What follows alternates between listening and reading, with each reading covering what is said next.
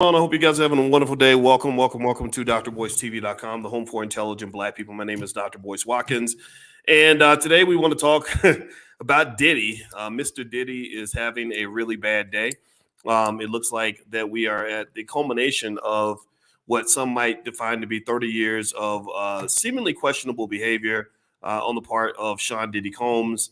And I'm sure a lot of you have an opinion about a lot of this. Now, without further ado, before we begin, I want to let you guys know who I'm speaking with. I'm speaking with Tiara KJ Williams, aka Miss Black Hollywood, and you saw today that Diddy's house in LA got raided.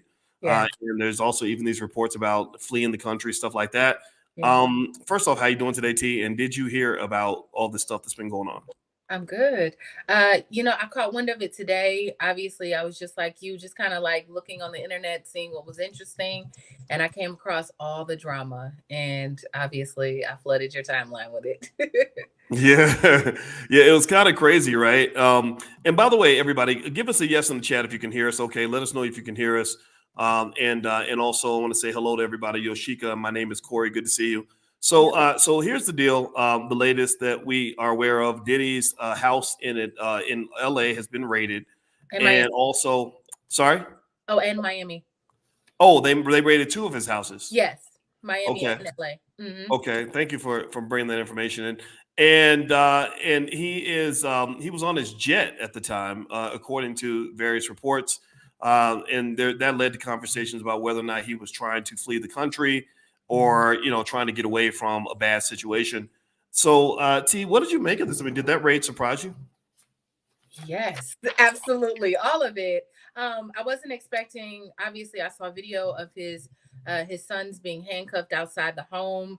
Obviously, police swarmed all over the place on two different coasts. So I thought it had to be pretty serious for all of this to be happening at the same time. It's like, what in the world is going on? I know that when the FBI, it's like Homeland Security is there, the FBI is there.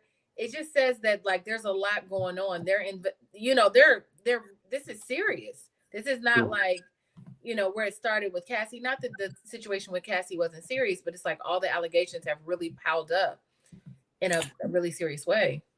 Yeah. I saw that Cassie and her people had something to say. They didn't make a neutral statement. I don't have the statement in front of me, but I remember reading it, and it sounded like they were basically like, "Go get his ass."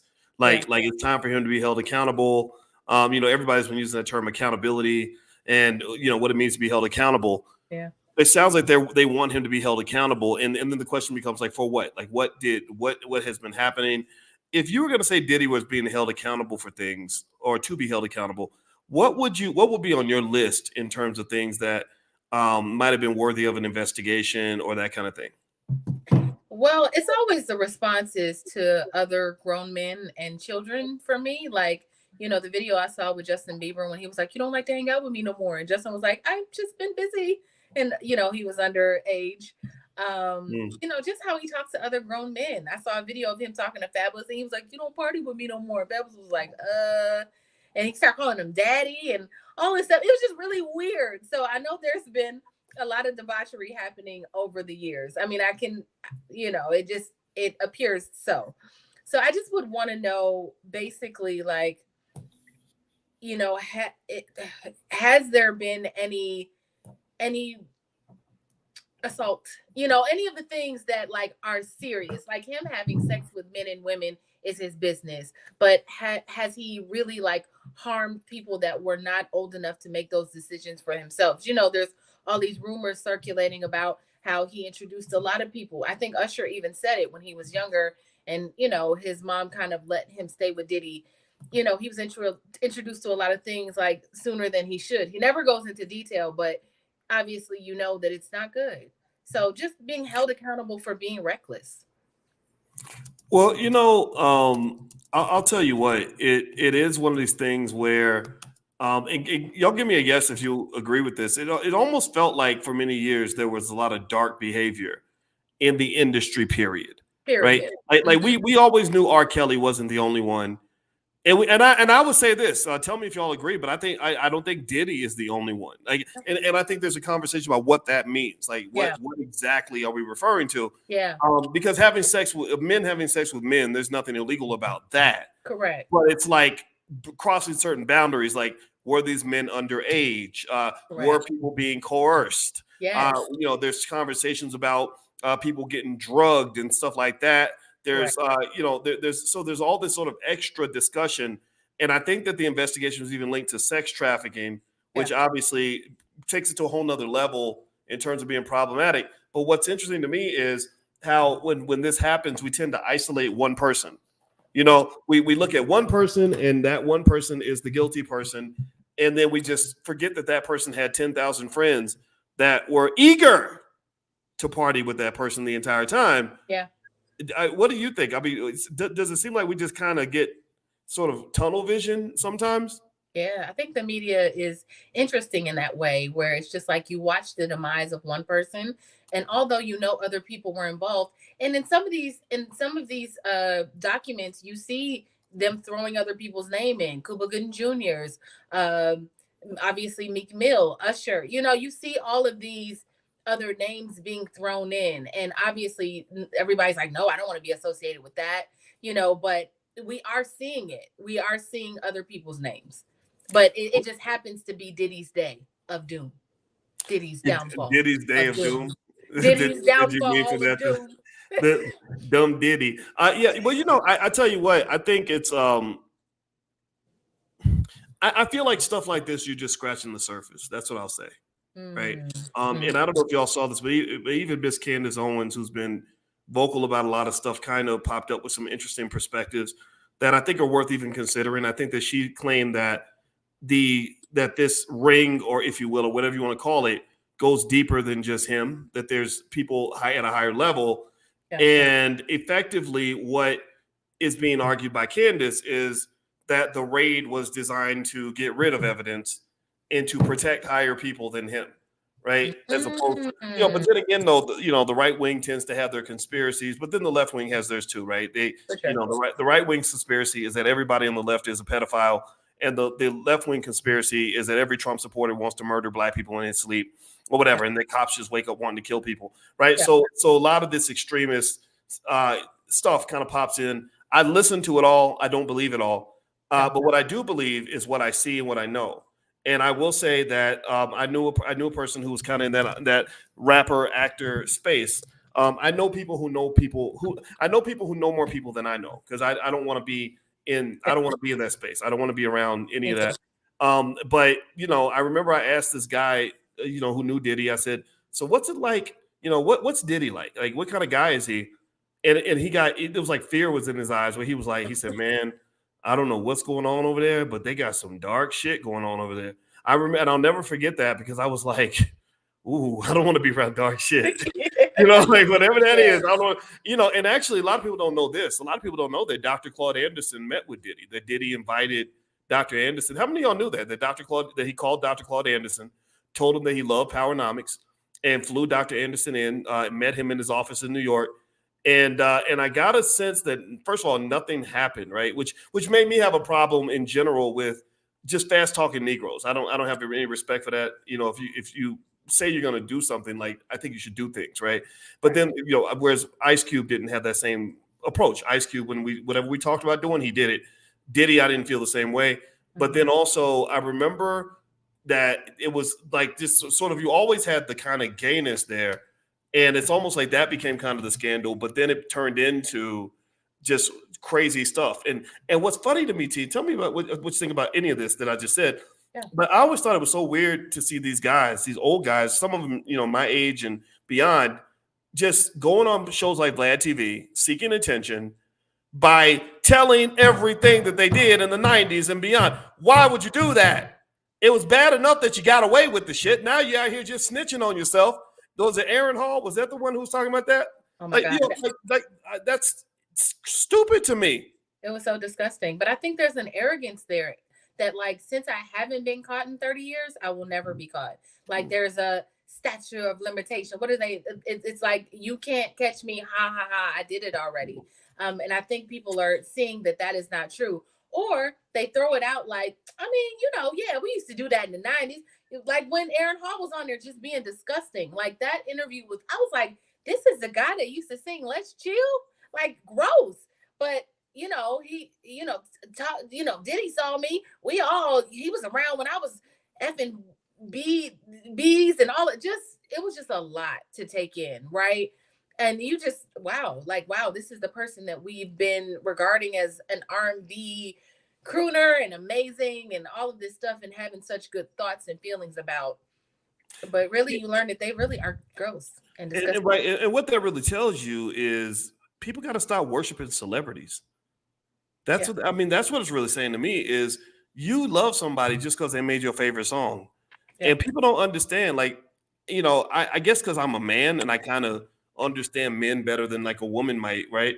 Some of these guys are just the most debaucherous, nasty, jacked up human beings that you'll ever meet, especially when you've been dabbling in drugs and endless stream of vaginas thrown at you from every direction. So you're diseased, you're mentally ill to some extent. There's something about celebrity, and I've tried to express this idea, and I don't know how many people actually get it. I've expressed it to you, I've expressed it to others, but there's something rotten, something that rots inside a man when he has no boundaries and no discipline, and he gets whatever he wants. It's like a rotting vegetable or like a rotting piece of meat. Like his soul just rots. And some of these guys have rotten souls, because they can't, they're not normal anymore, right? Yeah. Because think about it, most men have to work hard to get the attention of a beautiful woman. Yeah. Well, what if you have 10,000 beautiful women that all want to sleep with you at once? Like, what if you're a Chris Brown or somebody, where all these girls are like, I'll bend over, do whatever you want, right? It distorts your reality. Right. Yeah. And so what's odd to me is when women get with men like this and they expect these men to be normal people. Yeah. There ain't nothing normal. Most of the especially with hip hop, because hip hop was that space where even back, I promise you, T, even back in the 90s, I remember thinking when these dudes get old, this is going to catch up with them. Yeah. Like they literally were in this world where because you got money and fame and power, you could do whatever you want. And they just thought they could just do this and there will be no consequences. And I believe in karma. I believe the universe eventually will give you a consequence. Yeah. And I believe eventually. And then the other thing too is when these white folks get done with you, when they don't love you no more, when you go from being the cool hip guy who's dancing, because remember Diddy was dancing, always dancing, showing up for the party, and they loved Diddy when he was the partying black man. Yeah. Now, right before our eyes, he's been turned into a dirty old man. Yeah. He's been turned into the next Bill Cosby. Yeah. What do you think about that? Well, you said a lot of things just now, but I absolutely agree. I think just being in Hollywood and kind of being around these types of men and these types of people, you learn quickly that like it's not all everything that glitters, everything that's gold and glitter or whatever they say. It's everything that glitters ain't gold. Yeah, you don't really want to meet your favorite celebrity because 9 times out of 10 you will absolutely positively hate them. They'll kill it for you, like the allure of it. And I think the difference is like in the 90s there wasn't a celebrity culture. I mean there was, but we didn't have access to our favorite celebrities like we do now. Social media has made it really easy for us to find out exactly what they're doing and what they're not doing and who they're doing and why is it important. And then, the whole gossip columns and, bloggers and websites. It's just made it too accessible to us. Now that we know these people, they're not as great as we thought they were, especially in the 90s. Let me tell you, I have a confession, boys. Okay. Confess. In the 90s, early 2000s, I used to have, when people had posters of people all over their wall, right? People had Usher on their wall or whoever it was. I had Diddy on my wall. I don't know why. Let me tell you why. But there was something about, I think because he was a businessman. I don't know. Like, I guess I've always been attracted to those. But he seemed like he had power to me. Power in the sense of like, man, like he seems like the cool guy that got all the money. Right? I don't know. Maybe that was my 17, 16-year-old mind, but I used to have pictures of Diddy on my wall. Even when I got to college, I still had these same pictures on my wall. Don't judge me. Y'all don't judge me. But there was just something about the way, I guess, I thought he handled business, as a kid. And I just admired that. I thought like he was the boss of it all. And he was. Truthfully, I just didn't know he was a gross human being on top of that, you know? Well, I feel like you're like a lot of people. I mean, I knew somebody who a young lady who went to college, and I was asking about her college experience. She said, "Well, it would have been better, but I didn't study." And I said, "Why didn't you study?" She said, "Because I went to Atlanta because I wanted to get in the music industry." And she said, "I assumed that I would meet Diddy or Jay-Z and they would hire me to come work for them, and then I would leave school." Yeah. That's how delusional some young people get. Like that's what some of this entertainment crap does. It creates these stupid false dreams where you're running up behind some artist who's only looking at you between your legs, Yeah. and ain't really got the money he pretends to have, but he knows that clout that he gets because the white man put him on TV. That's going to give him access, to things that money can't buy, that money should not be able to buy, if you know what I mean. Yeah. Right. And so then what happens is to Cassie is next thing you know, you're getting trafficked. Next thing you know, you're in this crazy situation. And I think Cassie's a victim. I really do. I think that she was victimized by Diddy. It sounds like she was, all that stuff. I But agree. also remember, there was a lot of other women that would have gladly taken Cassie's place. And there were also women who could have taken Cassie's place who chose not to. Right. So a Yeah. lot of times when we go chasing those waterfalls, TLC style, Yeah. we end up drowning. Yeah. So by the way, T, I want everybody to know who I'm talking to. I'm speaking to Tiara KJ Williams, aka Miss Black Hollywood. We're talking about Diddy getting raided and in his house.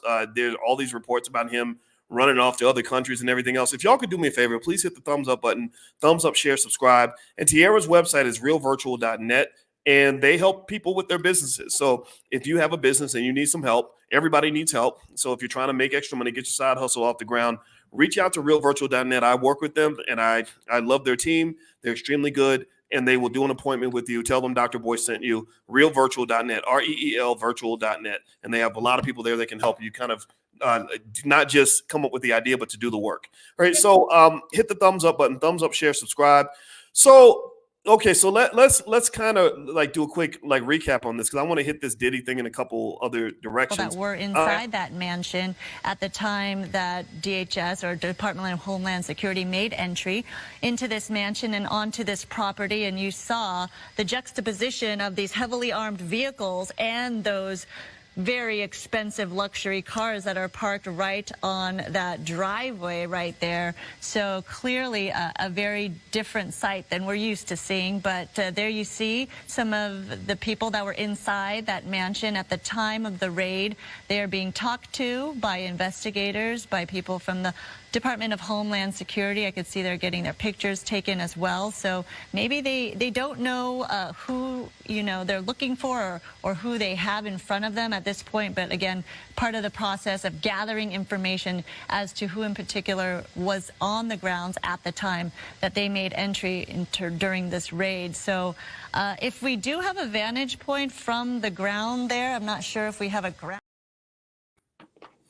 Okay, so it looks like all the media, of course, is picking up on this, and really, truthfully, T, my goal is not so much just to talk about what's going on with Diddy, and because this man's got enough problems without me sharing gossip about him. Right. But I do think that there are some bigger issues to kind of sort of look at here. Yeah. One question I want to ask you is this: you are a Hollywood veteran. You've done a lot of things in LA. You've known a lot of people. You have a vast amount of experience. You're an awesome actress, writer, producer, director, all that stuff. And so you've been kind of out there. I'd be curious to know, why did it take so long? I mean, let's assume Diddy has been doing some stuff. Let's say Diddy ain't the only one who's guilty. Let's say P. Diddy was also guilty, and Puffy was also guilty, and Sean was guilty. And so let's go back 30 years because Diddy's been in this game for a minute. And a lot of people were even implicating him way back in the Tupac days for obvious reasons, if you know what I'm talking about. I think almost anybody, I think in the Tupac thing, it's like one of those things where people are like, well, I wouldn't have killed him, but I understand because Hit 'Em Up was just this song where you're like, oh my God, Willie D, my buddy, he said that when he heard that song, he knew somebody was going to get killed. Yeah. He heard the song. He said, "Oh my God, somebody's about to get killed." Yeah. So why do you think it took so long? Who was protecting Diddy? If he, assuming he's guilty, I think he should be innocent until proven guilty, right? But if he's guilty of something, why was he protected for so long? Because it's not like nobody knew. I think it all comes down to money and power, who you know. It feels like he had the right attorneys. Remember, because he was on trial with and that even came out like he was saying that he was actually the one responsible, according to some, allegedly, according to some of the documents I seen released from Little Rod. He said that Diddy was boasting, saying that he was the one that actually was responsible for the murder or whoever got killed that night in the nightclub. But obviously, he once they went to court, he separated himself from Shine and was like, he did it, I didn't. I'm a good Samaritan, you know. So I think he just had more money at the time. Shine was broke, and he had the right lawyers to get him out of the situation, and they had a scapegoat, right? So I just think over and over again, we're seeing someone that has the right amount of money and that can pay off whatever debts need to be paid to be protected, you know. And whether, you know, you don't want to get into conversations about like corrupt police or just being protected in that way, but I mean, it happens every day. So Interesting. yeah. That's an interesting point. You know, it's because in New York, I feel like in New York, I got an opportunity to engage with some of the really interesting characters in New York. New York is just full, and I call them characters because New York is full of some of the most interesting people in terms of the celebrity space that I've ever seen. You know, you have the Trumps, and I remember going up there when I would go on the Wendy Williams show, and I've engaged with Al Sharpton quite a lot, and Russell Simmons a lot. You know, Russell and I worked on some stuff together, and it's interesting because you smell that there's like kind of a crookedness and selfishness in the culture. Yeah. You know, where there's something shady going on, something weird going on, like the way Diddy, or the way Wendy Williams was ran out of New York. Remember, Wendy was one of the first ones to start talking about the debauchery in hip hop. If you remember, Wendy was the first one to be like, "Look, here's what's really going on with these rappers." Yeah. Again, the report at that time was that Diddy made sure Wendy was out of New York.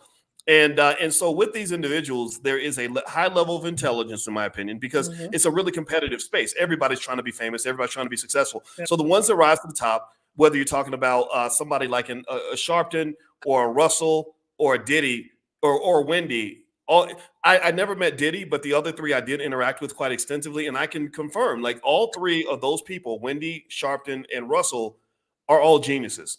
All three of them are sharp, smart, able to engage with lots of people. They're also very, very tough. And why are they tough? Well, they're tough because New York is a tough space. Correct. Right? And what happens also too is that there is a lot of weirdness and corruption that can kind of happen, you know, in the industry where, you know, there are spaces where you're like, okay, there's some drugs around, or there's some RICO type stuff going on, or police corruption, and it's funny because these people will be interacting with the mayor's office and all that. Donald Trump used to roll with the Diddys and the Sharptons pretty bad, and we know Donald Trump is corrupt. We know he's corrupt. Again, I don't care if you vote for Trump or not. That man has a 40-year track record of being involved with mafia and Russian gangsters. And I mean, he was in the casino and boxing industry, for God's sake. He was kicking it with Don King and all these other people. So really, you know, it's just kind of like that's why none of this surprises me, right? Yeah. You know, what does surprise me though is how he lost his protection. That's what I think that's the real question I really want to ask Diddy is, who did you piss off? He was trying to buy NBC. Yeah, I know, right? And you know what's going to happen, right? People are going to come up with their conspiracy theories, and they're all going to seem to make sense or whatever. And I don't, you know, it's like, just because you got a conspiracy theory don't make it right. But I do believe that there are conspiracies. And I also think that this type of behavior, we know it goes deeper than just the Diddys. Because a notch above the Diddys, that's when you get into the Epsteins. Yeah. That's when you get into some of these people in the record, and the Clive Davises, right? That's when you get into all the, you know, and all the other Steens and Steins, if y'all know what I mean, that are really running the industry, that are driving the debauchery. Diddy, to me, is just a product of higher level debauchery. And but these are the people that will never have their house raided like this. So I'm trying to figure out, who did Diddy piss off? What do you think? I think sometimes when you're reckless and you can't be saved, I hear a little bit of an echo. Do you hear that? Is there an echo? Okay, there's not. Okay. I think sometimes when you are when you're reckless and you do so much that you cannot be saved, I think by the time they say that there was a breach, or she had the NDA had ran out, or whatever people say. But I think that truly, if enough happens in one incident, like with Cassie coming out and saying, here's what he did, and it hit so hard that he couldn't be saved, right? Like once it hits the media the way it did, and everybody's talking about it and covering it, it's just like, well, we'll see how this goes. And I think they tried, right? Within 24 hours, 48 hours, he had settled and hope. And I think he was hoping that would be that, but it wasn't. Interesting. Well, it's funny. Somebody mentioned Clarence Avant, and they did the whole documentary, The Godfather. Yeah. And again, I don't know what Avant's history was, right? And I want to be careful, because I do know people that know him, and I respect what these individuals accomplished. But I am going to say this: I'm always, I ain't gonna lie, I'm always real curious when I see a Black person who has been invited into certain circles that Black people are not normally invited in. Yeah. It makes me say, so how did that happen? What's going on? What's happening right there? Right. And it's usually something that might occur whether you into some gangster shit, or you're into some, like, you're part of the booty gang. Let's just say, call it that. Or maybe it's something less scandalous. Like, if you notice, most of the people, especially Black women I see, they get high ranking positions in Hollywood. I always Google their husbands. And you know what I'm going to find? I'm going to find a Steen or a Stein as their husband, right? We know what it is, right? Yeah. Or maybe there's another, what was the other one that I saw? Like I remember Lee Daniels, when Lee Daniels was getting all these opportunities, and he made Empire. And I didn't like Empire at all. I thought Empire was just, I said, Lord Jesus, why are they, misportraying Black people in such a terrible way? I talked about Empire a lot, to the point where Don Lemon went on the Tom Jordan Morning Show just to dispel everything I said about Empire. He was literally like, there's Boyce Watkins is saying this. I said, no. Lee Daniels is a sick dude. Lee Daniels is a guy who, in fact, I don't know if you ever read, I think he said something in his book where he said he was going around sleeping with as many people as he could, hoping that he would catch, HIV. I could have sworn that was written. So I said, this man needs a therapist. He don't need a TV show, because what happens is you're puking your mental illness onto the world. You're portraying the sickest, craziest part of the world, and you're saying, "Oh, this is the Black experience, y'all." And I ain't gonna lie, Tyler Perry does a little bit of that weird stuff too, right? So, because I remember I saw that movie. What was that movie? With that real long title, like Black girls who don't like look at the sun no more because it stopped shining and the flowers ain't coming out. You know what I'm talking about? I don't remember the name. It was something like that. And that movie was so depressing. It was depressing and crazy. And then you saw Precious. I don't know if anybody else. You walk out of Precious, you're like, oh my God, I need to go jump out a window, because this is just terrible. Like, life is bad right now. So to me, here's my point, right? And so it wasn't to say that Lee Daniels can't have a voice, but it's like, why do they pick certain voices all the time? And if you look at Lee Daniels and you look at where he got his opportunities, I know exactly where he got his opportunities. I think he was married to a guy who was, part of a certain community, which shall remain nameless, because we know that they have no power, because if you mention it, then they'll come and take all your stuff. And then also he mentioned something weird. Like he said, my kids have read Mein Kampf, or no, not Mein Kampf. I'm sorry, not Mein Kampf. The book by Anne Frank. I think is it called Anne Frank? Oh, Yeah, something like that. He said they read Anne Frank 3 times, but they've never read Roots. And I'm like, so basically what you're saying is that they've completely dispelled their interest in being Black, and now they just want to be something different. And that gives you opportunities in Hollywood, right? So I kind of feel like with Avant, that was what was interesting about that Godfather documentary, was the way he just fit in with all these folks that our people don't normally fit in with. Yeah.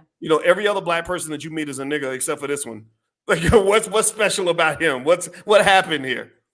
Yeah, I think it's also interesting that Avant's daughter is married to Ted Sarandos, who also is the CEO of Netflix. So he had a doc. I think they. I'm doing the Kobe Lane thing. I know. Yep.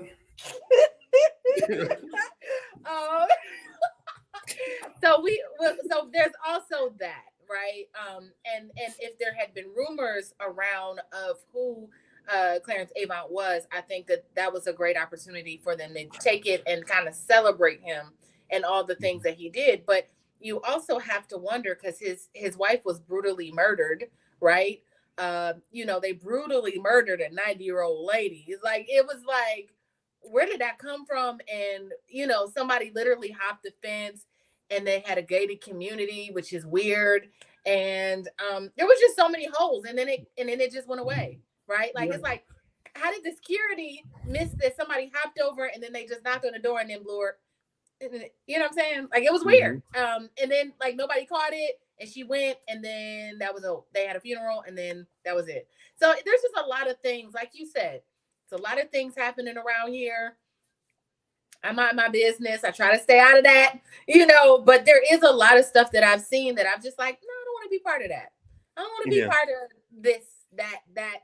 Or if you're around people and you notice that they're kind of weird, it's just like, okay, I thought I would want to work with this person, but I don't want to be wrapped up in that, because they're kind of abusive. Like, they take their power and they use it and they abuse people. Yep. And by the way, everybody, you're watching drboystv.com, the home for intelligent and serious Black people.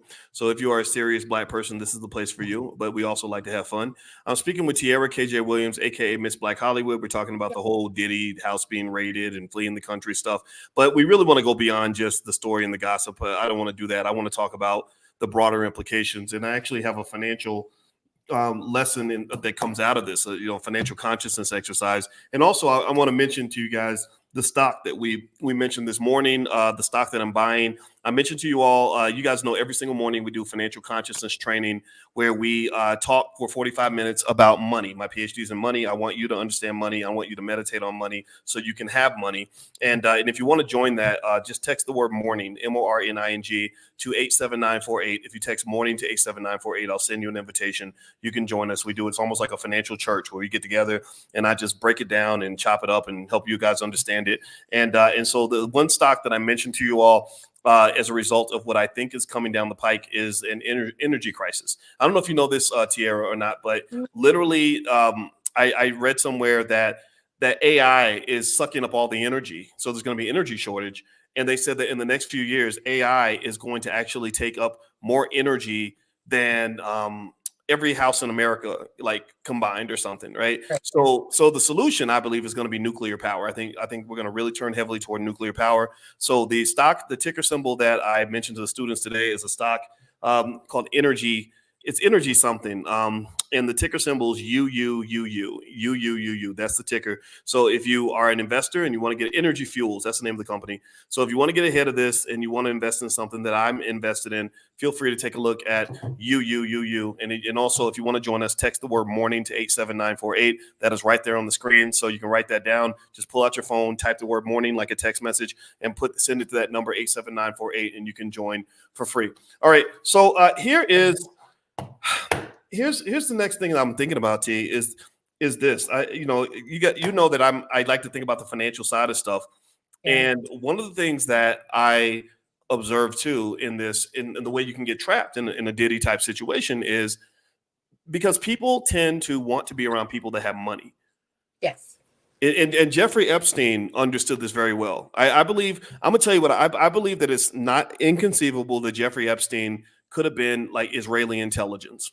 Right. I believe he could have been. And the reason I say that is because, again, I take in all information and it just made sense. It just clicked. It was like, oh, that's why his airplane had a certain tail number. I'm a pilot. I'm a trained pilot. Y'all know this. And you can track a plane by the tail number. So somebody looked at the tail number, if I'm not mistaken, on one of Epstein's planes, and they linked it back to the Israeli government or something like that. And so here's where I'm going with this. I believe that what Epstein understood and what his handlers understood is that money makes people stupid. Money, if people show up with money, if you show up as a billionaire, think about how many people just want to be next to you just because you're rich. Yeah. People want to be your friend. People believe everything you say. All the girls want you in their bedroom. People will do business with you. They will go along with pretty much anything, right? So they use money to get people to lower their guard, to get them to lower their consciousness. And then next thing you know, it's like, oh, by the way, I want to, because I like you so much and I'm a billionaire, so of course you're excited about that. I want to invite you to my private island to come out and have whatever you want. Oh, there's girls over there. What kind of girls you like, right? And then they got the hidden camera. So now this senator they now blackmailed the senator so that the next time the Israelis want to go beat up on the Palestinians or whatever, they need missiles and airplanes from the United States, the senator ain't going to vote against it because they're going to say, oh, we got something on you, right? So what I think, like with Diddy, that's interesting too, is that Diddy also had a lot of money. And because he had so much money, he had a lot of friends. And now a lot of those friends are sweating because they're thinking, oh my God, I was so flattered that I got invited to all these Diddy parties. I mean, I ain't gonna lie. I remember in like 2008, 2009, I had a friend that got invited to one of Diddy's little white parties. Remember everybody wear white? And I remember being so jealous. This is like 14, 15 years ago. I remember being like, I want to go to a Diddy party. Right. See, so they say God protects babies and fools, and I ain't a baby, so we know what I must be. But really, I think that's what a lot of people do. What do you think? I mean, I think that people have to sort of heighten their consciousness a little bit and stop chasing the money. It's almost like when guys just chase a pretty girl, and next thing you know, that girl's luring you back in to get killed or something. Like that's the oldest trick in the book. Like, do you think that money kind of makes people blind? What do you think? Absolutely. I think online we see it when girls are like, I don't want no man unless he got money. I mean, everybody has the same, literally like the same narrative. It's like they want to get close to people with money. Women don't want you unless you have money. Nobody want to be around somebody that's broke, right? Everybody, that is the thing. But what it does is it just creates like a desperate situation where people become desperate to be around those people. They want to be associated with that power. And so, like you said, they'll end up being like Lil Rod, who was like, well, I came from the church, but I mean, I guess I could have sex with a man. It's like you just, that's not what he said, but I'm saying like it just puts you in a situation where you're literally just staying in a situation. You're staying there because you don't want to lose the prestige of it all. It's like, I live with Diddy. Like, wow, I'm living with him while I'm doing this, doing his album. And it's just like every day there was situations that was thrown at him that was like luring him to stay, even though it went against everything that was inside of him. Even though, and I think that's what people do. Like, they're throwing these situations and they want to be, like you said, they want to be close to it. But, then they end up compromising everything of who they were. I think that's the definition of selling your soul. When people say that and they come to Hollywood, it's like, you can't come here desperate. You can't come here and not know who you are. You have to really like have boundaries at some point and be like, nah, I'm not going to do that. But thank you so much for the opportunity. And just understand that, like you said, you're being protected. There's some situations I've been protected from. Praise goodness, God, praise God. But I just couldn't see myself putting myself in a situation like that where I felt so desperate. It's like, well, I mean, I guess I ain't never really had $1 billion. So, like I kind of thought it was like, well, I guess I'll live without $1 billion another day. That's fine. Like you gotta have that for you. You can't be so desperate for it. Well, you know what?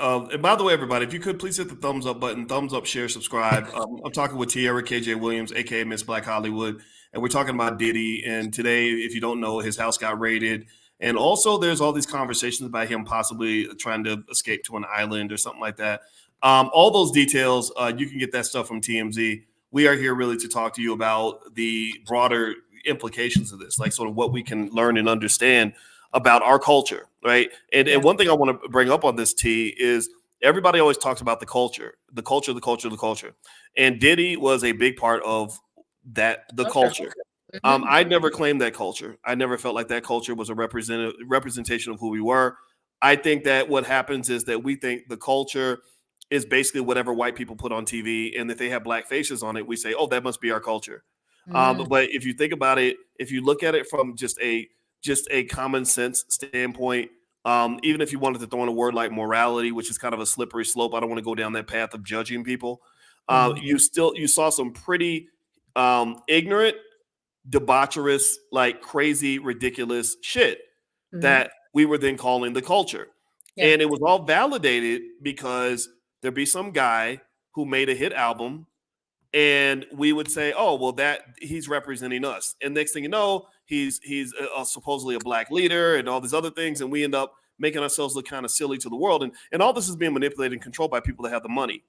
This is why I have to answer this. You know this. I have to answer this for people that are like, why is Boyce, a finance professor, talking about something like this? It's because it's all about the money. It's driven by the money. It's the money, the money, the money. There will be no Diddy without money. Y'all got to understand Diddy is a brand. Diddy is a product, just like Coca-Cola, just like Nike sneakers, just like Aquafina water, just like Hamburger Helper, just like an iPhone. Diddy is a product. He was manufactured, made in America. They made that. They rewarded that weird, debaucherous shit. And then we slapped a label on it and said, oh, that's black culture. And it works on us because we don't know who we are. We didn't know what our culture is. So people grow up and they say, oh, well, that must be black culture. So when Snoop Dogg shows up at an award show, anybody remember this? When he showed up at an award show with women on leashes? Anybody remember that? How many of y'all remember that? Oh Snoop showed with a pimp. With a pimp. With a pimp, with Bishop Magic Don Juan, a pimp, a sex trafficker, with women on a leash. We thought, oh, that's so lit, because he don't love them hoes. And the white man's like, yeah, boy. Say it again, boy. I'll pay you more money, boy. I love it. You sound so cool when you say, we don't love them hoes. And you come to the award show with women on a leash and a pimp next to you, that's screaming sex trafficking. You're vulnerable to lawsuits. Both of these women can come back 30 years later. Tell me if I'm lying. Am I lying? If I'm lying, I'm flying. These women in this picture, Snoop, can come back and sue you and talk and make it. They could even make up a story if they wanted to. I mean, because shit, the evidence everywhere. Yeah. Money makes people into suckers if you're not careful. The money will have you thinking that something that is not okay is okay. Mm-hmm. So here's the thing. So years later, when you see Diddy running from the feds, getting his house raided, allegedly trying to escape the country, all you got to do is hit the rewind button and look at these images to know they incentivize this. Yeah. They got financially rewarded for talking about how much they hated black women and how much they couldn't stand. We don't love them hoes. How many millions of dollars you think Snoop made from that one phrase alone? He didn't get paid to say, I love my black women. Oh, you would not, if that was his phrase, you wouldn't know who Snoop Dogg is. You know him because he told you how much he hates his own women, and that should be an embarrassment to us as black people. So now, unfortunately, it's kind of sad because now you're not the young, cool guy anymore. Now you're the dirty old man. And now you're in a politically correct world where women from the 90s can file suits. And you done ran through 10,000 hoes all your whole life. Like literally, you don't love them hoes, but you like them enough to where you had a lot. You got in bed with a lot of them. And every single one of those women could come and sue you for $10 million any day of the week. And I ain't even got to all the men that Diddy was hanging out with. I don't even know I don't know nothing about the men. So really, generally speaking, I think we just kind of have this era. And this is something that's kind of sad about our society is that 1 minute they'll reward you for doing something, and then they'll punish you for doing the same thing that they rewarded you for doing 20 years ago. The same thing. Mm-hmm. You know what? You're preaching up in here, Dr. Boyce Watkins. Well, you're frozen up in here. Oh, am I frozen? I was frozen because you was preaching. Am I still froze? Is she frozen? Is she moving? I can see myself. Is Tiara's face frozen or not? Because she looks frozen to me. Yeah, T, you might want to pop out and come back in because you look frozen. Unless you want to talk with a frozen face, it's totally up to you. Go ahead. I'm gonna leave back. Hold on. Okay. So she was frozen. All right. So anyway, while we wait for Tiara to come back, do me a favor, please hit the thumbs up button. Thumbs up, share, subscribe. My name is Dr. Boyce Watkins. You're watching drboycetv.com, the home for intelligent and serious black people. Also, if you want to join us, we do stock options training in the Black Business School. We have a great program that I think you're going to like.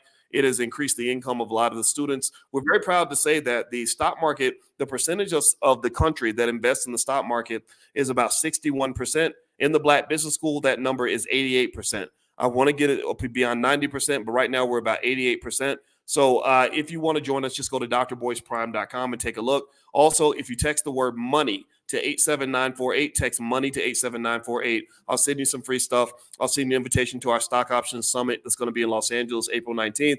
I'll also send you a training called How to Make Money Without Working. I'm a finance professor, so this is not fake. All right, so let me bring Tiara back in. Looks like she's here. She's in color and full effect. Please go ahead. Go ahead, Tiara. What were you going to say in response? I was just saying you was preaching up in here. You came to preach today. I just enjoyed that whole little thing. I just want you to know that. Yes, Lord. Yes, Lord. Yes, Lord. Hallelujah. All right. So there was Hallelujah. You know what makes me really sad? It just everything that you just said was absolutely correct, right?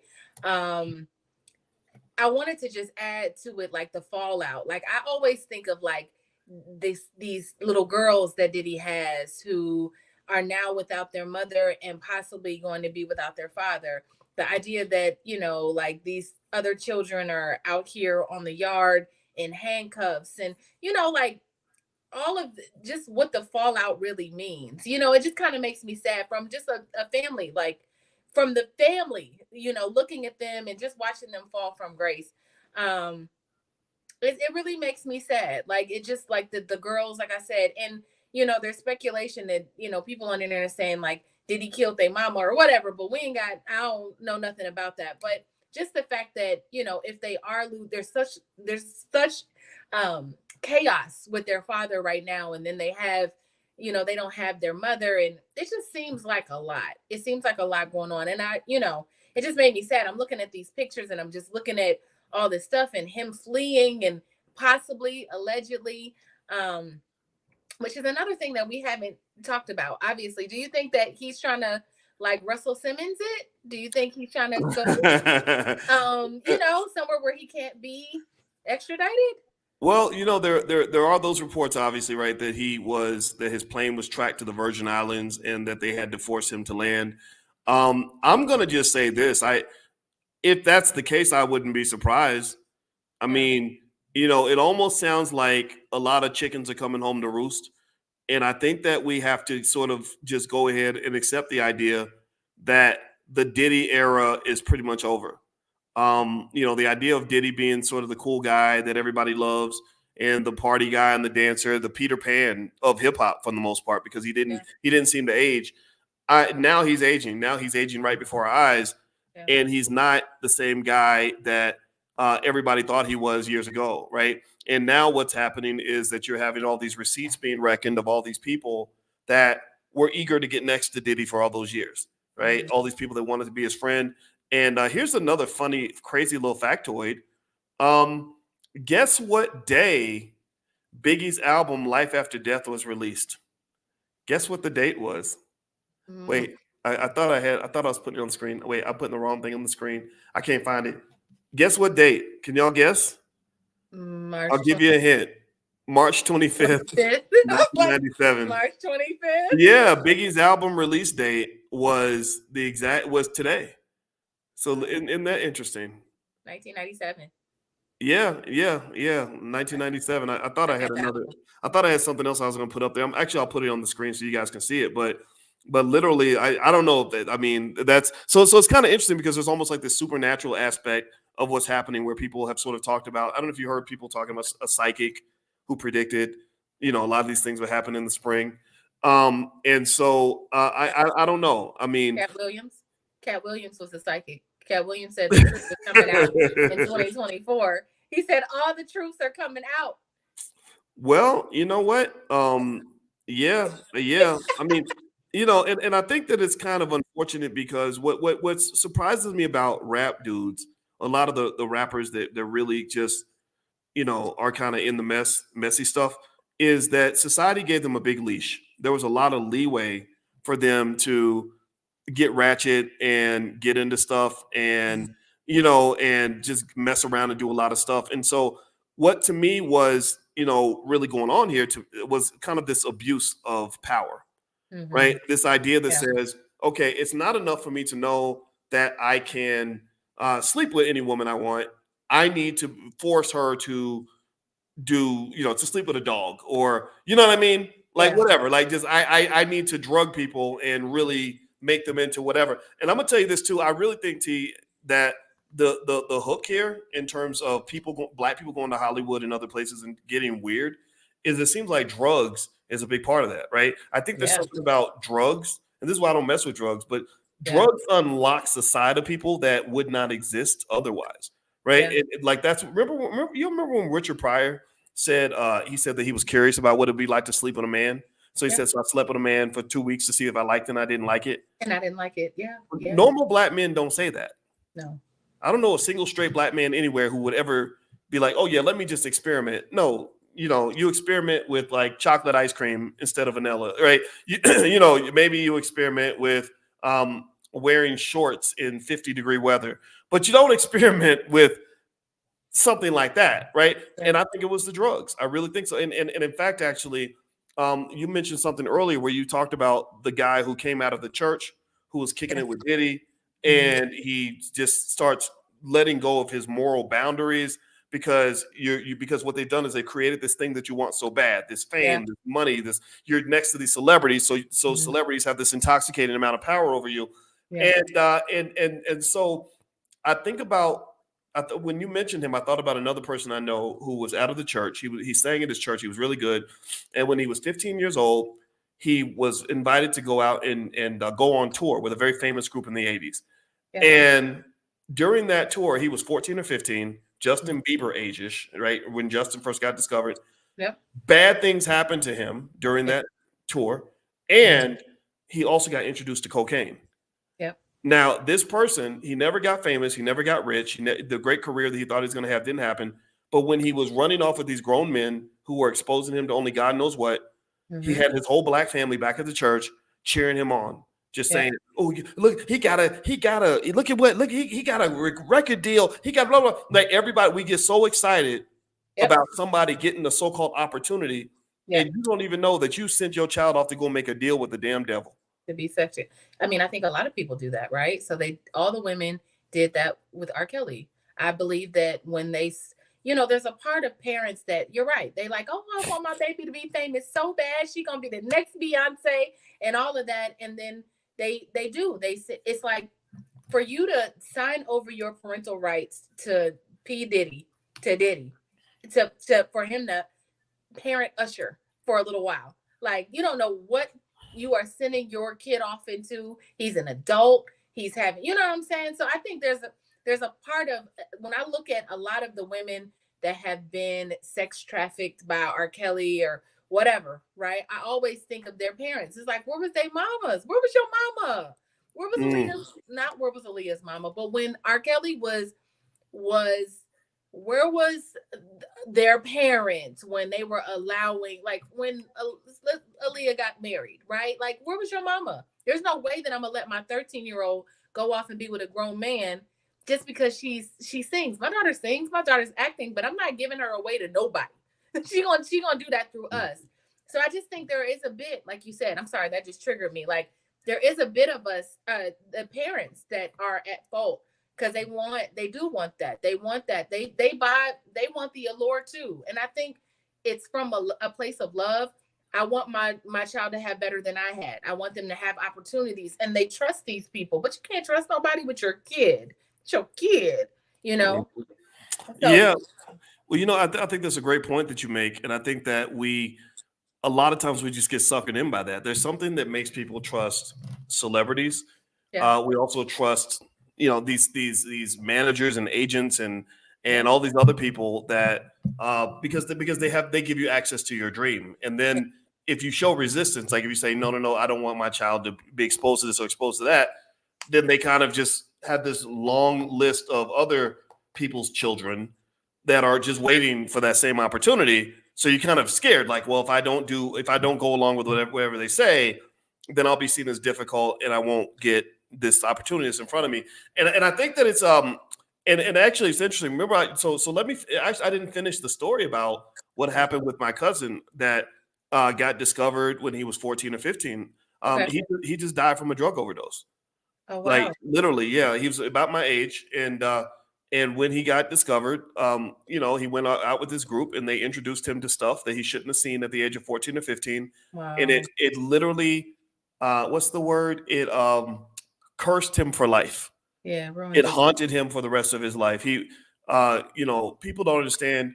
Just like when I heard DMX's story and what happened to DMX, people don't understand how terrible it is when a kid of 14 or 15 years old gets introduced to something as powerful as cocaine or whatever. yes. Their brains are not ready for it, you Yeah. know, and this is why I still am clueless as to why we have not, as a community, gained the maturity to stand up and say, no, we're not going to let rappers get paid by these damn racist record labels to promote drug use amongst teenagers. I have friends whose sons are 21 years old and are gone on drugs. Do you understand what you're losing? Do you understand what kind of an asset you lose when you have a strong, healthy black man that could have been great, a protector of the family, a provider, all these things that a good man can do? Think about all the great things that a good man does, Yeah. and then reverse that and replace him with a drug addict who's going to be stealing from family, letting people down, beating people up, going to jail, causing problems, not showing up for his kids, and impregnating half the women at the same damn time. That's what you're doing. They are poisoning your fucking community, and it drives me crazy, Tierra, that we don't stand up on that. We should be talking about this every damn day. We should have a zero tolerance policy of any artist that is promoting drug use in the black community. Yeah. Yeah, you know, I talked to a black man who he was like an FBI agent or a federal marshal or something. And he said, yeah, I get called Uncle Tom this and Uncle Tom that by other black people because I call out some of this nonsense with the rappers. He said, but that I can't help it. He said, because as an agent, I have seen what these drugs do to the kids. I studied it. I studied the brain damage. It shit fries your brain. So you're like, oh, well, I was only hooked on meth for 2 years. Now I got my life straight. No, it's hard to come back from that. He talked about another one because they have to study all the drugs because he was like DEA and all that. He said that what was one of them? Molly, the one they were promoting in the music. Yeah. He said you have no idea how Molly fries a teenager's brain. They ain't coming back. They're not going to be normal after that. You know, so even after they clean up and all this stuff, right? So I personally think as black people, we just can't, you know, I get, it made me sick. It irritated. It still irritates me. Because just like, for example, just now, I just had a consultation with a student that, you know, in the Black Business School, and we were talking, and he's like a smart man. He's 45 years old. He's got a wife and two kids, and he's got hundreds of thousands of dollars he's been saving, just a regular working guy. And I said, I'm so proud of you, man. I'm so honored to know you because you're the kind of man, you're my hero, right? Not these idiots they put on TV, not these damn athletes, but no, you're my hero because you're providing for that woman. She ain't got a care in the world. You've been married to her for 18 years. You're taking care of that baby. She's protected. You're financially responsible. You're intelligent. You're making money moves, positive moves for your family. That to me is what our role model should be, not some guy like a Diddy. There's nothing about Diddy that makes him wonderful except for the fact that he's got money. That's it. But we will honor a Diddy. We will honor a criminal, pervert, sex trafficker over regular black men, and then you wonder why so many of your men just give up. It's bullshit. It's absolute bullshit. Go ahead, T. I know you got stuff to do. You got to go to the gym and all that. So but I was just thinking about all the things that you were saying and just the influence. You know, the 90s were a very different time. When I'm thinking about like when Ready to Die, I literally, when you mentioned Ready to Die, I thought about where I was and what I was doing, and I just remember, you know, music being different. Obviously, the hip hop scene was different. We were coming out of, you know, drugs was a thing, but, you know, people were coming fresh off like that whole NWA, like the whole everybody wanted to be hard. And, you know, everybody was kind of fleeing away from just like rap that was conscious and that was like, was actually trying to help someone, you know? So it's just so interesting when I think of just the influence of rap on our culture over the years. And you're absolutely right. I don't know why that just mentally took me into like a timeline when I was like, what has Diddy done for our community? Like what culturally, obviously as a musician, I think he is amazing, but I also think the same thing about R. Kelly, right? I mean, it was genius to watch R. Kelly like produce music with my own eyes. Like see him come up with things in the studio. It's like, wow, that's really amazing. That's impressive, you know. Taking those people that are good musicians and, like you said, putting them in important places to like represent us as a community.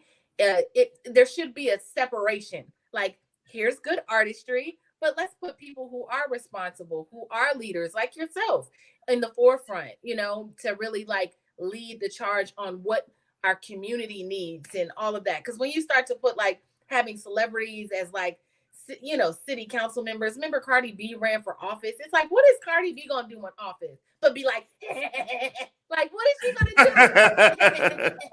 Like, what is Cardi gonna do? You know, so that's a real funny Cardi B laugh. Do that again.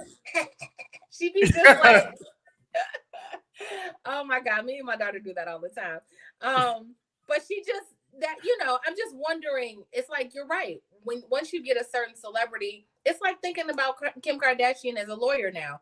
I mean, I kind of respect it because Kim Kardashian always like takes like, she always want to get black men out of jail, which I'm not mad at.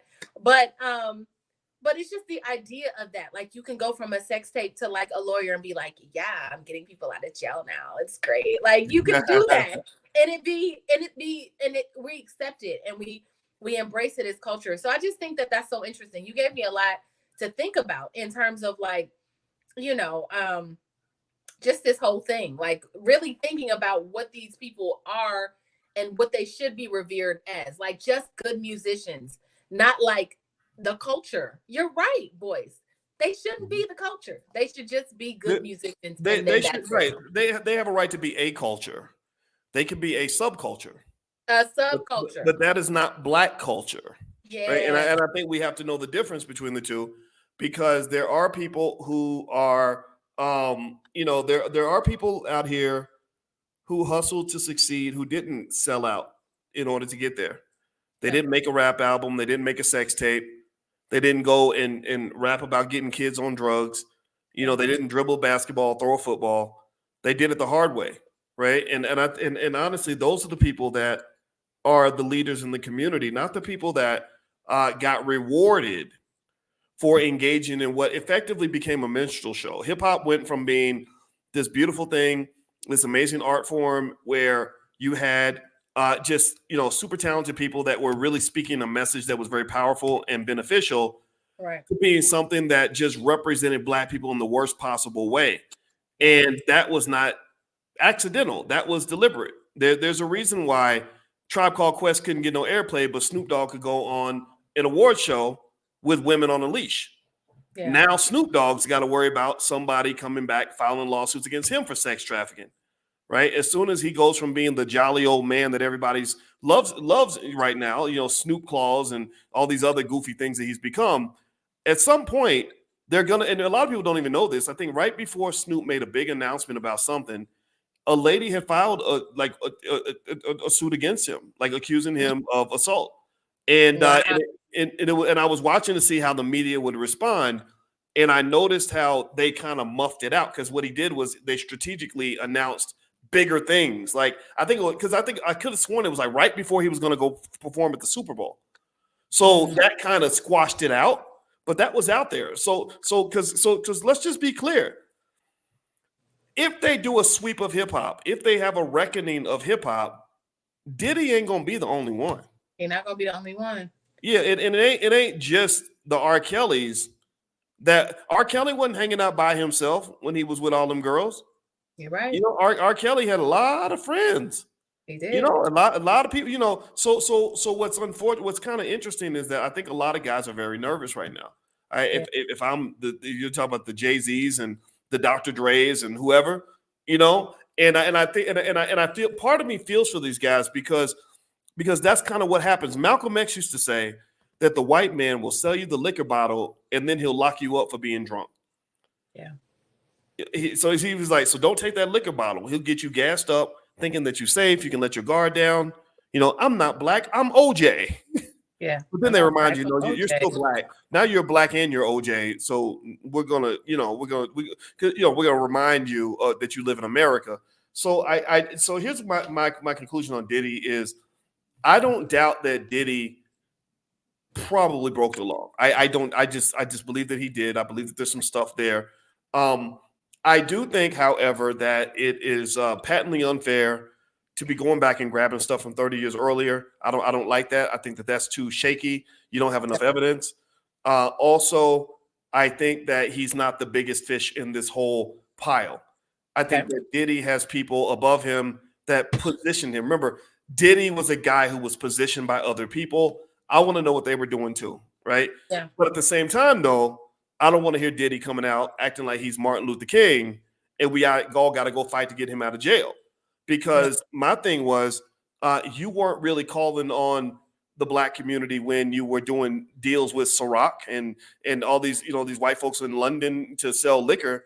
So why would you be calling the black community now? That's what a lot of celebrities do when they get in trouble. Suddenly they remember how black they are and they start trying to rally the black community to their cause. And you and I know I've made no secret of this. I had a very hard conversation with Kanye West when he specifically asked me to get black people to rally behind him to fight Adidas. And I was like, why in the fuck would I do that? That's your problem. You're the one who decided that you wanted to just go out and say all this stuff about Jewish people, throwing away $1 billion in the process, which I don't agree with. And then second of all, if you are doing things for the black community, then they'll show up for you. But I haven't seen any evidence that you would even be somebody worth protesting for. What are we going to protest for? To worship Kanye West? No, that's silly to me. So ultimately, I think that celebrities get put in this special place where they get isolated from their support base and they start gassing their heads up thinking that they can't be touched. And then stuff like this goes down. Now, Tiara, you are frozen again. Are you there? Am I? No, I can see you. I'm moving on things. You are totally frozen. So I'm going to remove you so you can come back in, and maybe you'll come back, and then that'll give you a chance to say goodbye. So come back in. There we go. You're okay. Wait. Now your face. See your facial expression. You got fix your Wi-Fi, girl. Get some better Wi-Fi. My Wi-Fi is good. I got Spectrum. Wait. You got Boost Mobile. She got that Boost Mobile Wi-Fi. See, that's what, y'all need to stop using that Boost Mobile. Anyway, do me a favor, guys. Please hit the thumbs up button. Thumbs up, share, subscribe. My name is Dr. Boyce Watkins, and you're watching drboycetv.com, the home for intelligent black people. I have a new book. It's a bestseller on Amazon. It's called The 10 Commandments of Black Economic Power, and it is a guide for any family or any individual that wants to learn keys to building wealth in a multi-generational context. It's extremely good. Everybody loves it. You can go to drboycebooks.com, get an autographed copy. I will have one of my kids ship it directly to your house. So just go to drboycebooks.com. Also, don't forget that the All Black National Convention is going to happen October 25th through the 27th. That's where intelligent black people from all around the world, leading experts, get together, and it's 100% independent. It's not sponsored by a corporation, not sponsored by the Democratic Party, not sponsored by the Republican Party, not sponsored by the government. It's sponsored by us. And we get together and we solve our problems. We believe we should educate our own children, create our own jobs, and support Black-owned businesses. And that's what we do. And every year, hundreds of you come out to the convention. And we don't want everybody. We just want the right people. So if you are the right person and this is your mindset, then feel free to go to allblacknationalconvention.com. That's allblacknationalconvention.com. All right, so let me pull up Tiara. I think she's back. Hey, T, you there? Yes. Girl, you frozen again. You literally are frozen again. You know what? You should do audio. Do audio. I'm frozen now? Yes, I can hear you though. So just do audio. Let's just do audio. So turn off your video and then do audio, and then I'll say I got Tiara KJ Williams on the line. That way you don't have to have like a random facial expression like while you're talking. So T, let me just say this. What do you think is next for Diddy? Like, do you think that he's going to escape this, or do you think that he's kind of done? No, I definitely don't think that he's going to escape this. I think this is the one and done. And I agree with you when you said, it's so funny, you said that it's only when celebrities go, they get, deals. He had to deal with the Rock, and he didn't involve the Black community. But I think they do involve the Black community. And have us be drunk. Right? So they go get these liquor deals. Hey, Tiara, I hate interrupting you, but you are still, now you're choppy. So What? yeah. How about this? I'm gonna bring you. I'll bring you back tomorrow. We can talk again later because we gonna get your Wi-Fi thing fixed because I My can't. Wi-Fi. What? My You Wi-Fi are is coming in great. and out. So everybody say goodbye to Tiara. So Tiara, you are officially booted because your Wi-Fi ain't working. Hi. Anyways, Hi. everybody, this is Tiara KJ Williams, aka Miss Black Hollywood. If you want to follow Tiara, follow her at Miss Black Hollywood, MS Black Hollywood, and also her website is realvirtual.net. If you have a business and you want help getting your business started, she has a whole team that can not only help you come up with your idea, but they can also help you do the work. So feel free to go to realvirtual.net. Tell her the Dr. Boy sent you. They'll do a free consultation. Bye, Tiara. Get out of with that $2 Wi-Fi. Up here using Boost Mobile, trying to hang out on my podcast. What's wrong with these people? What's going on with these Negroes? Anyway, all right. So if you guys have any questions, feel free to ask a question, and I will answer your question in terms of what's going on here. There's not much else to cover. Just know this podcast is also on Spotify. So if you go to Spotify, just look up my name, Boyce Watkins. So here's my conclusion on Diddy. I think that this is just the beginning. I think that there are going to be other artists that are going to also deal with these same problems because it's all about the money. So what I see here is that financially speaking, when you are a wealthy person who is that vulnerable, when you've been that exposed because you got this long track record of sleeping with a lot of different people and just being in a lot of different situations, you become an easy target. All the lawyers are licking their chops. All the people anybody who's ever been mad at you is licking their chops. Anybody who has ever wanted to get a payday or a come up is going to come after you. So I think that Diddy, that's his biggest problem. In China, they have a saying that the fattest pig always gets slaughtered. The fattest pig always gets slaughtered, and he's the fattest pig. He's the guy that's got the money. He's the big shot, and heavy is the head that wears the crown. So Diddy's going to really get it from that. But then there are other people out there who were partying with Diddy, who were part of the culture, who were doing things that they shouldn't have been doing. And I think that hip-hop, specifically, hip-hop was an interesting place because where else in society did you see that black men were allowed and even encouraged to engage in some of the most debaucherous behavior imaginable?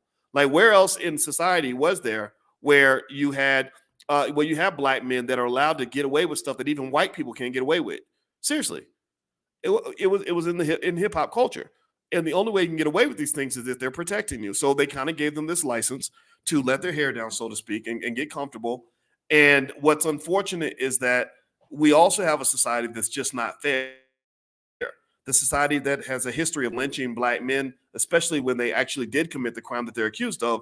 And I do think Diddy is going to deal with some lynch mob like behavior. And what I mean by that is they're going to live under the assumption that Diddy's the only one, like that there's nobody else out here doing this. He's the only bad guy. He's the worst that there is. When really, I think that he's part of a collection of bad guys. He's part of an industrial process. Like there's like almost like the same way you have a prison industrial complex. I believe you have a predator industrial complex. Do you understand what I'm saying? So the predator industrial complex will send one person out as the scapegoat. They'll let him be the fall guy, and because I still believe that he pissed somebody off, but that does not mean he's innocent. Right. So everybody who wants to sort of say, well, Diddy didn't do anything, or they're only going after him because he's going to buy NBC or because he started a TV network. I'm not a fan of that because I think that we get into this point where there's no accountability for anybody. Right. Accountability is a big word. You hear lots of men online saying that they want to hold women accountable and all this other stuff. Well, I think accountability might apply in the case of Diddy. There might be some accountability called for, just like there is with Trump. Trump has to be held accountable for some of the things that he did. At the same time, though, when accountability calls, it's not always going to be done in a fair way, right? So the same way it was unjust and unfair that Diddy was allowed to get away with so much, it's also going to be unjust and unfair when you look at how quickly they snatched that Negro's money. Like it's about the payday. I see strings of lawsuits coming in. I see it being another Bill Cosby type situation where there are people that are going to make hundreds of millions of dollars from his estate because of this. I wonder how much of an inheritance there will even be for the children because they're really going to come after a lot of his money. And also what this also speaks to, and just in terms of like a simple financial lesson that I want people to hear, especially the men, is that when you have a lot to lose, you can't really spend a lot of time in spaces with people that have nothing to lose. You have to be thoughtful about who's around you, where you are. Diddy was a very social creature. He was around a lot of people, a lot of women, a lot of men, a lot of different types of people, and people wanted to be near him. He wanted to be near those people. And I think that that's going to be the thing that ends up pulling him down. And again, I never had a desire to meet Diddy. Diddy was one of those people where I'd heard enough where I said I don't think I want to meet him. I would have met, like, say, a Jay-Z. I've met a few of the rappers and stuff, and some of them are nice people. Even Kanye was a nice guy when he was nice. He just wasn't very nice after a while, and I didn't want to talk to him anymore. But ultimately, long story short, I kind of feel like this is to be expected. This is something that was a long time coming. If you go back to the 90s, if you remember when R. Kelly was getting away with a lot of stuff, there were a lot of people who knew that R. Kelly would eventually not get away with that anymore. And what I think where they did a disservice with R. Kelly is when they encouraged him to keep doing it. He'd make another album where he would literally tell you in broad daylight what kind of weird debaucherous stuff that he was into, and people cheered it on. People would give him more money. So even though we can all agree that maybe the Diddys and the R. Kellys are some sick bastards, we're the sick bastards too, because as a society, we kind of enable this. We cheered for this. We cheered when Snoop Dogg showed up with women on a leash at the VMAs or whatever that award show was. No, nobody stopped. Nobody said, "Hey, wait, that looks like sex trafficking." Nobody said, "Wait, is that a pimp next to you?" Like, this is a federal crime to be, like, this is demeaning. Like, why would you do this? Nobody said that. A few people did, but y'all didn't listen. Why? Well, because he made your favorite song, and that led you to give him a pass. So to some extent, you not only did a disservice to the people that are in this crazy, weird, unfortunate, almost cartoonish situation, right? Look at Bishop Magic Don Juan. Again, this is your depiction of the black man. You got one black man that's dressed like a fucking clown. Seriously, I mean, look at what he's wearing. He's wearing a lime green, whatever that is, with a big old gold cup, and he just looks kind of ridiculous. Snoop Dogg is walking with two women on a leash. The women are walking with the leash.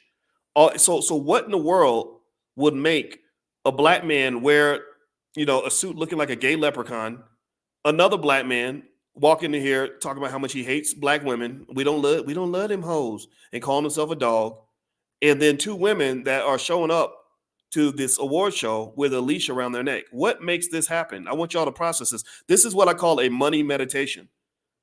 What do you think? Type into the chat. Give me one word. What do you think makes people, good, intelligent human beings, reduce themselves to animals and cartoon characters?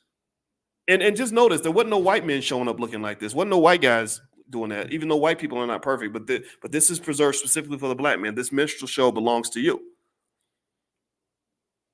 It's the money. Must be the money.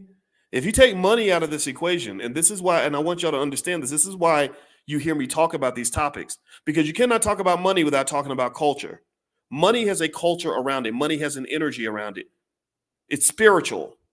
It's vibrational. It's about your frequency. So this is low vibrational behavior, all for the sake of money. And the thing about it is that all money ain't good money. And this is something that I want you to understand.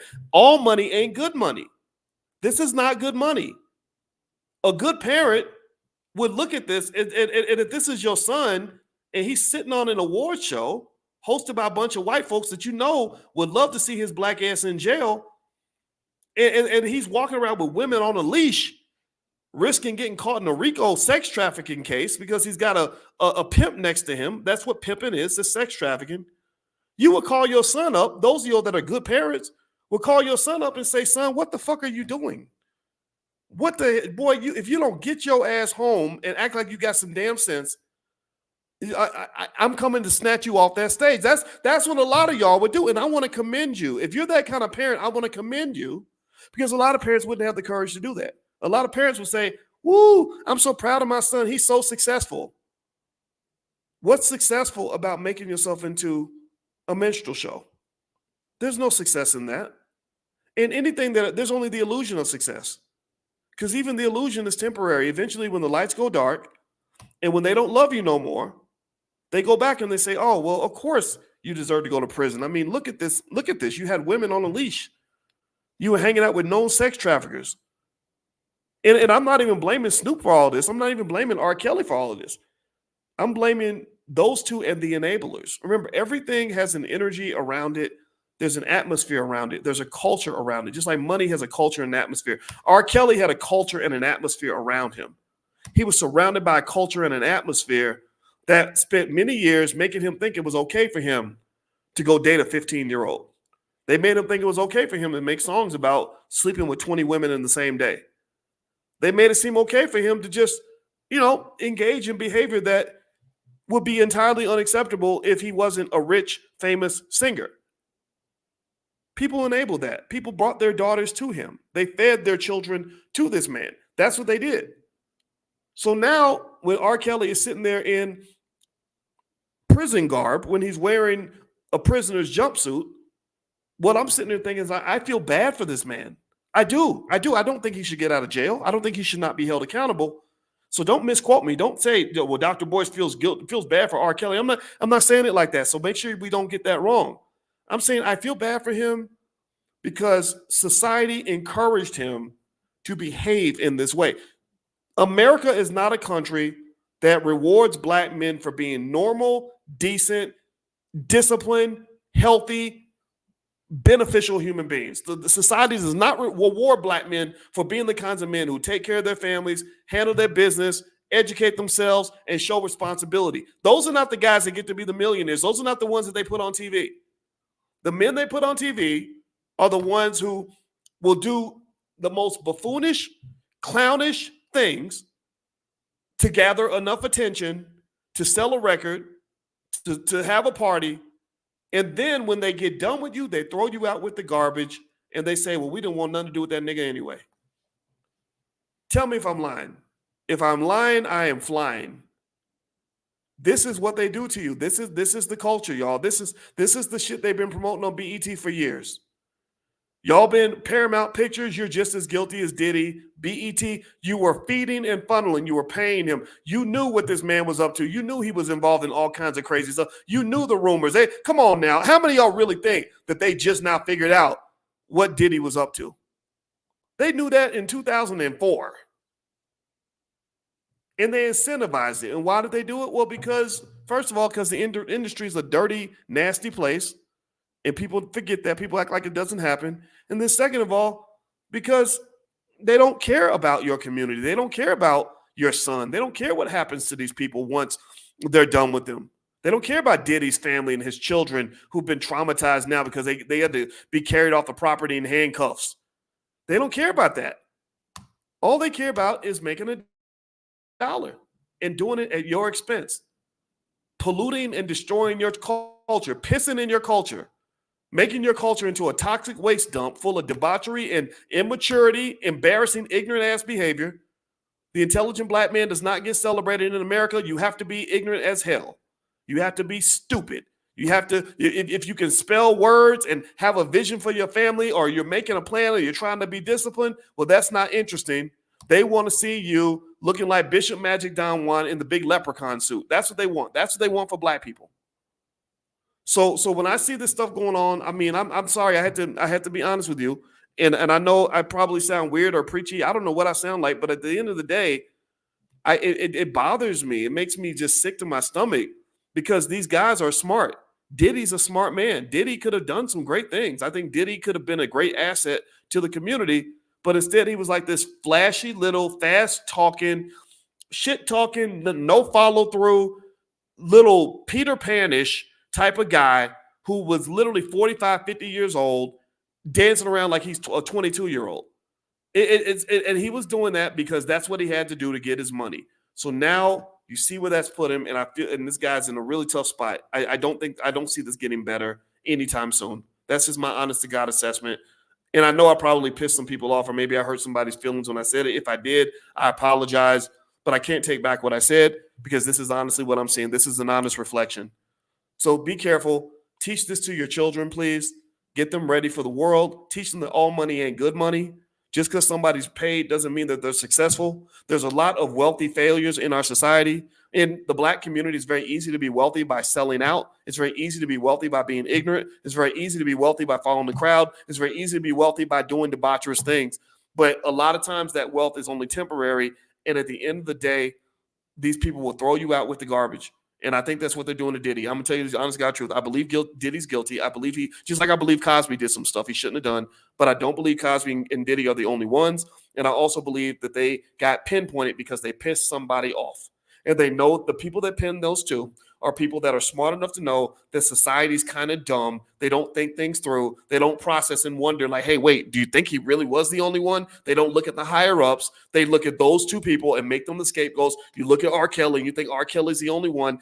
And it's a big bowl of ignorance to me. It's the dumbest thing ever, because I'm sitting there thinking that if you see one roach in your kitchen, that does not mean that you have one roach in your kitchen. If you see one roach next to the refrigerator and then you stamp out that roach, do you really think you've ended the roach problem in your kitchen? No, you have not. There's hundreds of other roaches in your kitchen. You just haven't found them because you haven't looked for the nest. They never look for the nest. They look for the one roach that snuck out to the refrigerator to try to grab a sandwich in the middle of the night. That's what they do. So Diddy ain't the only one. That's my belief. That's my 2 cents. And I'm sticking by it. I'm done. Thank you guys for listening. Hit the thumbs up button, thumbs up, share, subscribe. Also, my new book is called The 10 Commandments of Black Economic Power. We also have financial flashcards for kids. If you want to go take a look at those, I believe deeply in wealth. I think wealth and power will put our community where we want to be. So if you want to take a look at some of the stuff we have going on, go to drboycebooks.com. Also, we do financial consciousness training every single morning at 10 a.m. Eastern. It's totally free to join us live. So if you'd like to join our financial consciousness training and get a free training called How to Make Money Without Working, in an introduction to stock options, my PhD is in finance. That's what I do. Text the word money to 87948. The number's on the screen. Text money to 87948. I will send you stuff. It'll be free. It'll rock your world. I promise you. You want to get down with the Black Business School. We are the best on earth when it comes to Black wealth. We are the Black wealth surgeons of the community, because I believe deeply that Black wealth is Black power, and that in order for us to have power and freedom, we got to master our wealth and our economics. That way we don't have to sell out and tap dance and embarrass ourselves in order to get access to capital. We can do it by having integrity, building strong families, making ourselves educated, making ourselves healthy, and making our families strong. That's what I want for us. I want us to be the best. I don't want us in this clown show anymore. This is an embarrassment. All right. So anyway, if you agree, if that's who you are, text the word money to 87948 and I'll hook you up. I'll send you some stuff. So feel free to go take a look at that. Also, a quick reminder, we are doing a stock options summit in Los Angeles. If you want to come to a live event and hang out with us, then feel free to go to stockoptionssummit.com. That's going to be April 19th. And for 2 straight days, you'll be in a room with over 100 and something other people, and we're all going to talk about stock options. I promise that's going to really change your life if you haven't been introduced to it. So feel free to go to stockoptionssummit.com, and also don't forget the All Black National Convention is in Lombard, Illinois, October 25th through the 27th. So if you want to check that out too, go to allblacknationalconvention.com. So we have a lot of stuff going on, and it's 100% independent. No buffoonery. We're getting it done. We're making it happen. We don't celebrate the celebrities. We celebrate the mothers, the fathers, the counselors, the coaches, the teachers, the therapists, the people in the community, all of you that are doing a good job, the pastors, everybody that's really out here really repping your people. I want you to know that I see you, I love you, and I appreciate you, and I value you, and you are my heroes, not some Negro on TV. I'm going to just be honest. Have a good day, everybody. God bless you. Thank you so much for listening. And don't forget, this podcast is on Spotify, so feel free to look up my name on Spotify or Apple. I'll see you guys soon. I'll talk to you later. Peace.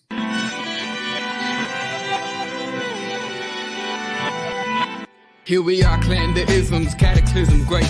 Our people out here struggling, trying to make it in this state. Everybody out here doing it, but we the ones who late. Now family, we the ones who gotta delegate. Get that money in the power, never be fake. Stick to cosign for 3. What did he say? Create jobs, support our own.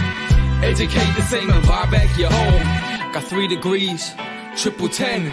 3 PhDs, now we on the CNN. DBTV, let's talk about negligence. Ignorance is bliss, but we can turn it to intelligence. Believe none of what you hear, half of what you see. Let's break it down here on Dr. Boyce TV. Here we are.